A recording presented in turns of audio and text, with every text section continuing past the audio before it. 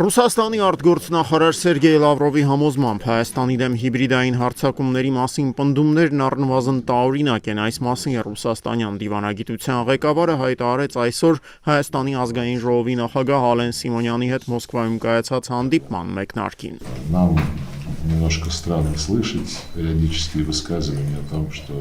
какие-то мифические. Տարօրինակ է լսել Հյուսիսից Հայաստանի դեմ նախապատրաստվող առասպելական հարձակումների մասին պարբերաբար հնչող հայտարարությունները։ Խորհրդարանական ընտրությունների քարոզարշավը ձեզ մոտ ըստ էության արդեն իսկ մեկնարկում է, եւ կարող եմ ձեզ վստահեցնել, որ երբ արտերկրից ակնհայտորեն ակնարկելով Ռուսաստանին ազդակներ են հնչում, թե ինչ որ մեկը պատրաստվում է միջամտել ընտրություններին, երբ Երևանից են Եվրամիությանն ուղղված կոչեր հնչում, թույլ չտալ այդ միջամտությունը, այդ ամենը մեզ համար տարօրինակ է։ Մենք կարծում ենք, որ պատասխանատու քաղաքական գործիչները Երևանում հասկանում են, որ նման քայլերն ակնհայտ սադրիչ նպատակներով են արվում։ Մոտ 8 րոպե տևած ներածական խոսքում Ռուսաստանի արտգործնախարարն այսօր մեկ անգամ եւս կրկնեց վերջին շրջանում Մոսկվայից պարբերաբար հնչող այն պնդումը, որի համաձայն Երևանը խորացնելով հարաբերությունները Եվրամիության հետ պետք է հստակորեն ըմբռնի դրա հետևանքները։ Членство в Евразийском экономическом союзе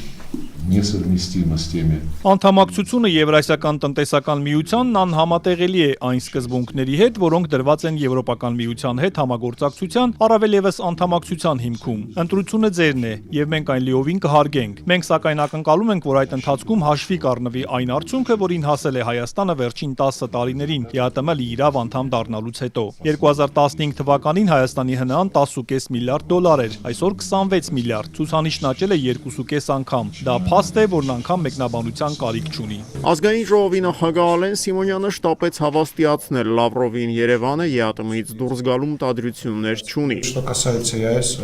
Ինչ վերաբերում է ԵԱՏՄ-ին, մաքսային միությանը, ապա մենք չենք կարծում, որ պետք է լքենք այն։ Մենք կարծում ենք, որ միասին կկարողանանք այնպիսի լուծում գտնել, որ շահավետ կլինի երկու կողմերին էլ։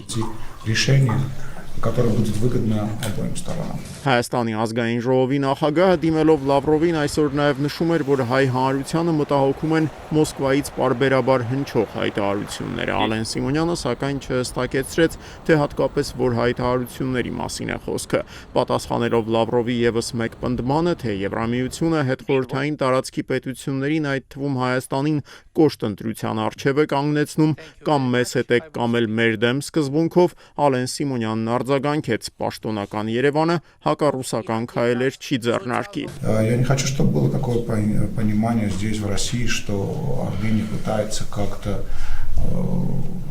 делать что-то против России. Ես չէի ցանկանա, որ Մոսկվայում այնպիսի ըմբռնում ձևավորվի, թե Հայաստանը փորձում է ինչ-որ բան անել իր բարեկամ ու դաշնակից պետության Ռուսաստանի դեմ։ Ցանկանում եմ վստահեցնել ձեզ, որ մեր ընկալումները կամ մեզ հետ եք կամ էլ մեր դեմ սկզբունքի շրջանակներում չեն եւ չեն լինի։ У нас такого восприятия нет и не будет. Հայաստանի խորհրդարանի նախագահի հետ հանդիպման ժամանակ Սերգեյ Լավրովն այսօր չշրջանցեց նաև Հարավային Կովկասում հաղորդակցության ուղիների վերագործարկման եւ դրանում Ռուսաստանի մասնակցության թեման։ Видим, как непросто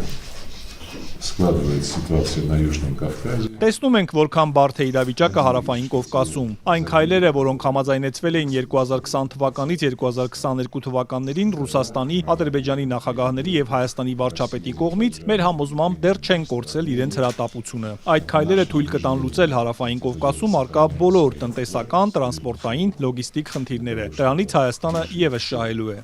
Экономические, транспортные, логистические проблемы на Южном Кавказе. Ռուսաստանի արտգործնախարարի այս մի պնդմանը Ալեն Սիմոնյանն այսօր որևէ կերպ չարձագանքեց, գոնե բանակցությունների դռնբաց հատվածում։ Մի քանի օր առաջ, սակայն Ֆակտոր TV-ին տված հարցազրույցում Ալեն Սիմոնյանը բացառել էր Ռուսաստանի մասնակցությունը տարածաշրջանային հաղորդակցության ուղիների վերաբացմանը, մասնավորաբար TRIP-ի գործարկմանը։ Նախ եւ առաջ TRIP-ը դա հայ-ամերիկյան կազմակերպություն է եւ եթե նմանատիպ մենք խոսում ենք նմանատիպ ինչ-որ երթուղի կամ նմանատիպ ինչ-որ ճանապարհ բացելու մասին, ըստ իս դա պետք է լինի առանձին որևիցե ինչ-որ նախաձեռնություն, բայց TRIP շրջանակում դա մի քիչ աբսուրդային եմ համարում, որովհետև դա նշանակում է ամեն ինչ անել, որ TRIP-ը հանկարծ չաշխատի։